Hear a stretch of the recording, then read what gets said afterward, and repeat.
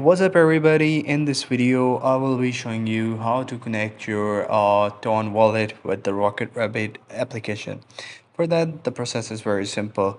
All you have to do is to go to the airdrop section on the bottom right corner right over here. Once you go to the airdrop section, it will say that connect your wallet. So just go and tap on it. It will say connect your Tron wallet. Just tap on it. So if you have Tron wallet in your application, it will be simply connected with your application. So all you have to do is to go and click on my open wallet in Telegram. So wait for a second till it gets load. So here what you have to do is to tap on connect wallet option.